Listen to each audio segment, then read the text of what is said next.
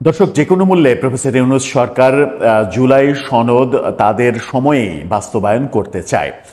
জুলাই সনদে জুলাই ঐক্য যেগুলো হয়েছে, যেগুলোর মধ্যে সাংবিধানিক ব্যাপার রয়েছে, যেগুলো সংসদ ছাড়া কোনোভাবেই সংশোধন করা সম্ভব নয়, পরিবর্তন আনা সম্ভব নয়, সেগুলোকেও তারা তাদের এই সময়ে অর্থাৎ নির্বাচনের আগেই বাস্তবায়ন করতে চায়।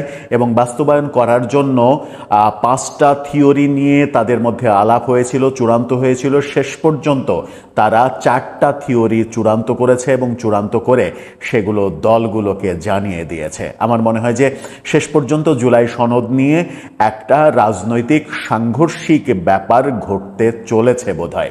যদি সেটা হয়, সেটা দেশের জন্য খুবই দুর্ভাগ্যজনক একটা ব্যাপার হবে।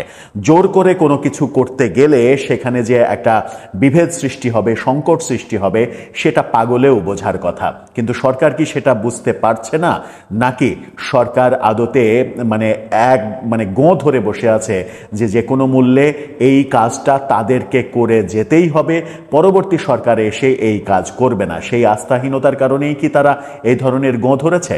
কি ভাবছে সরকার? কোন কোন 4টা পদ্ধতি তারা বের করলো যে এই 4টা পদ্ধতির যে কোনো একটা পদ্ধতিতে তারা জুলাই সনদ বাস্তবায়ন করবেই তাদের সময়ে, এবং সেটার প্রেক্ষিতেই হয়তো নির্বাচন হবে। তার মানে হচ্ছে যে জুলাই সনদ এই নভেম্বরের মধ্যেই সেই যে কোনো একটা পদ্ধতিতে বাস্তবায়নের দিকেই যাচ্ছে সরকার।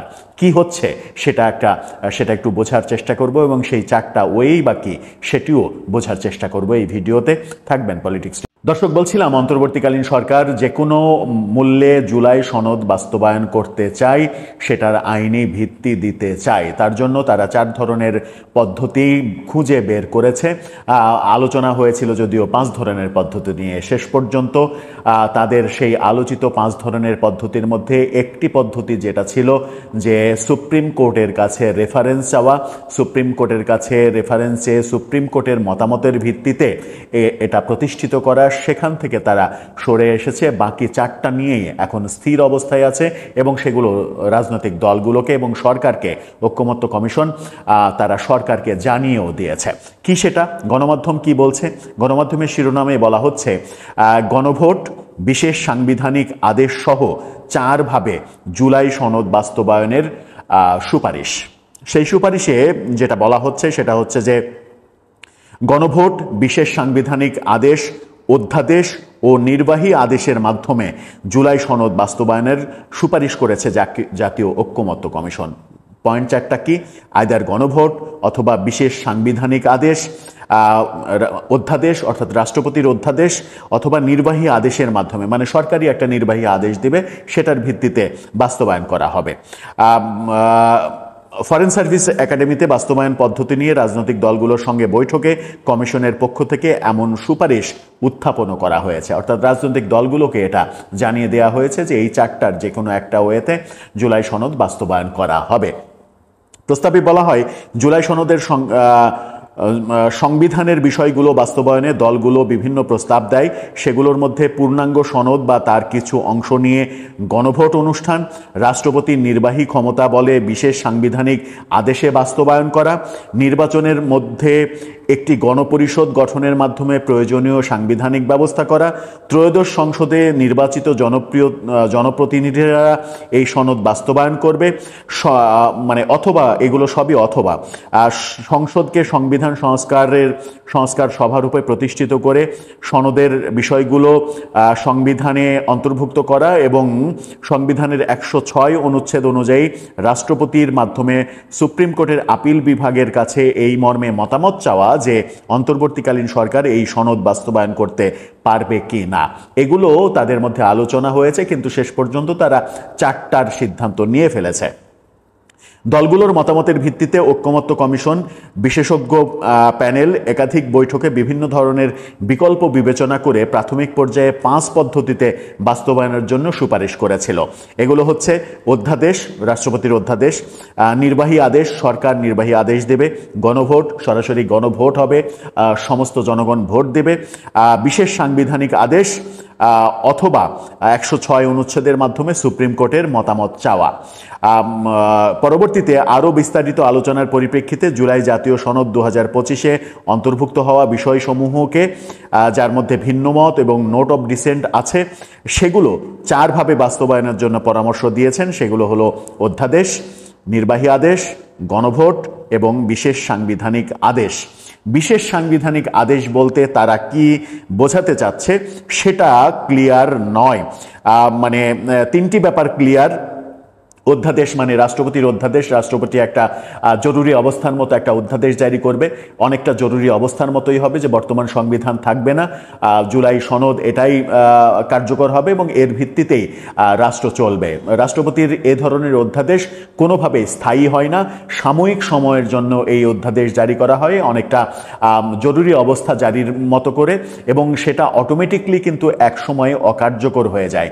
রাষ্ট্রপতির যে কোনো অধ্যাদেশ সেটা স্বল্প সময়ের জন্য অধ্যাদেশ ঘোষণা করতে হয়, সেই স্বল্প সময় পার হলে তার মেয়াদ শেষ হয়ে যায়, সেটা অকার্যকর হয়ে যায়। সেই পথে সরকার কেন যাবে সেটা একটা বড় বিষয়। আর একটা হচ্ছে যে নির্বাহী আদেশ, সরকার নির্বাহী আদেশে নিজেদের আদেশে এটা করতে চায়। সরকার প্রফেসর ইউনূসের স্বাক্ষরে একটা নির্বাহী আদেশ একটা আইন হিসাবে জারি করে দিল, সেইভাবে হবে।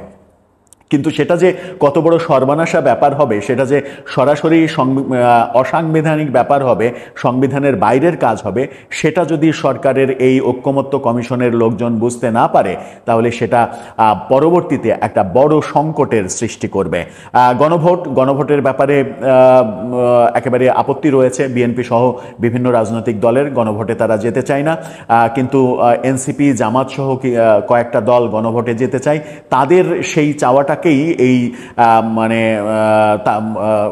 ঐকমত্য কমিশন তাদের ভাবনায় নিয়ে এসেছে। এবং বিশেষ সাংবিধানিক আদেশ, এখন বিশেষ সাংবিধানিক আদেশ বলতে তারা কি বোঝাতে চাচ্ছেন এই মুহূর্তে আমার কাছে ব্যাপারটা ক্লিয়ার নয়।